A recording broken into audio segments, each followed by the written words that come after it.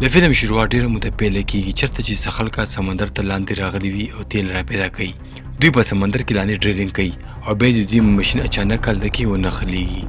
بیا یو سړی هلته کې کوزیږي او دغه ماشین ټیکولو کوشش کوي خو بیا هلته کې اچانک دې ته یو غټه جټکه لګېږي او دا هلته کې ډېر زیات واړه سمندري مخلوق ګوري او دا یې په لاس کې رانیسي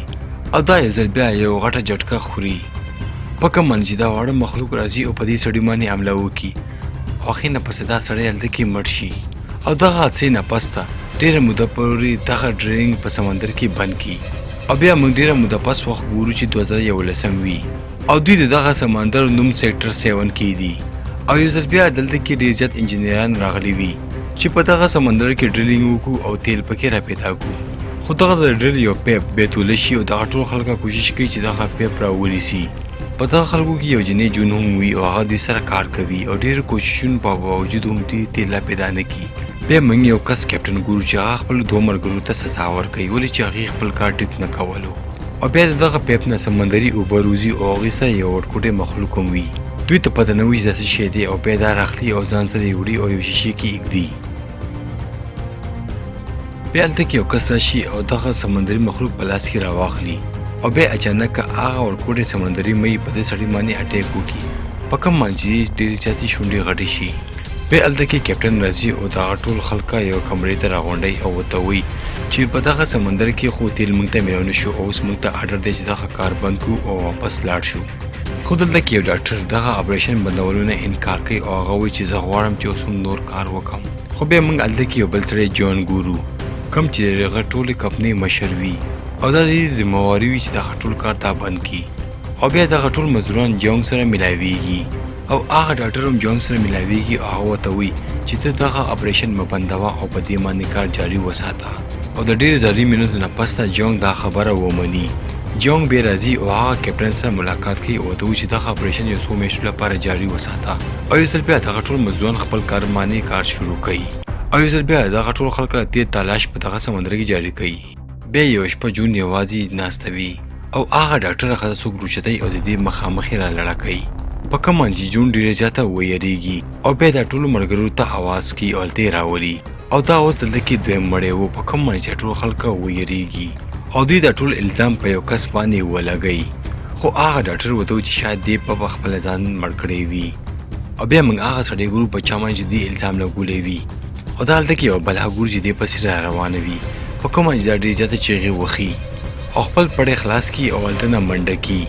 او دا نور ملګري چې کله د دې اواز وړي هغه هم پسې په منډه راشي خو دا هلته کې ګورو چې دا بېهوشه پروت وي او څنګه چې دا ټول خلک دا رانیسي او مړ کوي نو هغه ورته کیسه وکړي چې هلته کې یو خطرناکه بلا راغلې وه او زه یې خوړم کومه چې دې وختي وکته او بیا ملګرو ته وایي چې تاسو هم دلته نه وتښتېږئ او بیا پخپله هم لاړ شي خو دا ټول کسان هم بیا دې بس شاته منډه کوي خو بیا هلته کې جون هغه غټه بلا ګوري چا چې د دې ډېر زیات ملګري مړه کړي وو. جون بیا راځي او خپلو ملګرو سره ملاویږي او د دغه بلا باره کې ورته کیسه کوي او بیا د دې مالک فیصله کوي چې زه ځم او دغه بلا مړه کوم خو جون هم دوی سره لاندې کوزیږي او هلته کې لاندې په تخانه کې دوه کسان ولاړ وي. کله چې دوی دغه بلا وګوري نو هغې ډېر ویریږي او بیا دغه بلا په دغه کسانو باندې هم اټیک کوي او کله چې هغه بلا په دغه کسانو باندې اټیک کوي بیا هلته کې د دې د کمپنۍ مالک راځي او په دغه بلا باندې ډزې کوي په کوم باندې چې دغه دوه کسان بچ شي او دغه بلا په تیزه تیزه چغې وخي. جونګ بیا خپل لیډر اخلي او په دغه بلا باندې ولي په کوم باندې چې په دې باندې اور لګېږي ولې چې دې په جسم باندې ډېر زیات پټرول پراته وي او ځکه خو په دې باندې ډېر زیات تیز اور ولګېږي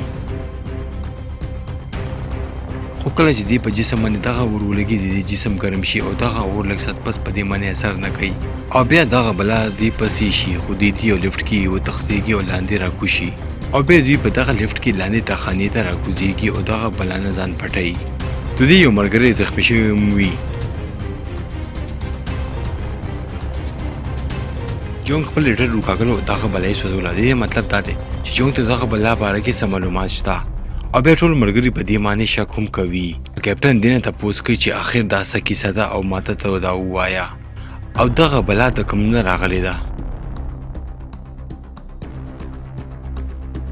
بیا جونګ ورته خپله یوه کیسه شروع کوي او ته چې ما یوه وړه بلا راونیوله او هغې ته مې کیمیکل ورکړو او هغه مې بیا غټه کړه او بیا یو ورځ غټ مصیبت راغو او په دغه بلاګانو کې یو بلا ډیره زیاته غټه شوه او هغه بلا د ټینګ نه بهر ته راووته او د په دغه خلکو باندې حمله وکړه او هغې بیا ډېر زیات مزدوران هم مړه کړو او هغه ډاکټر جنۍ چې کوم ما سره کار کولو هغې دغه ټوله کیسه تاسو ته کوله او ما هغه د بر نه لړاکه او مړه مې کا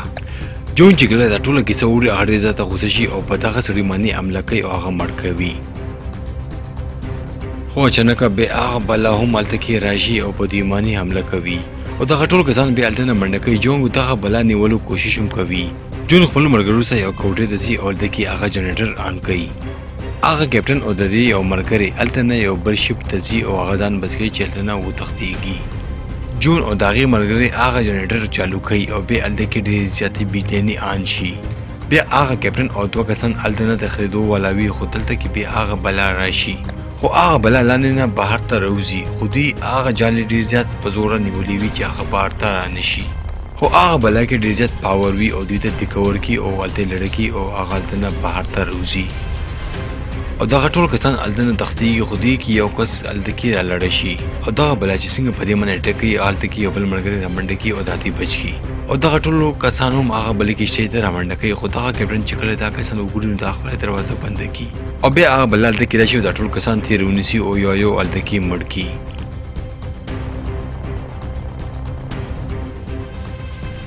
بل خواته جون او له هغې ملګری هم هغه بلې کښتۍ ته ځان رسوي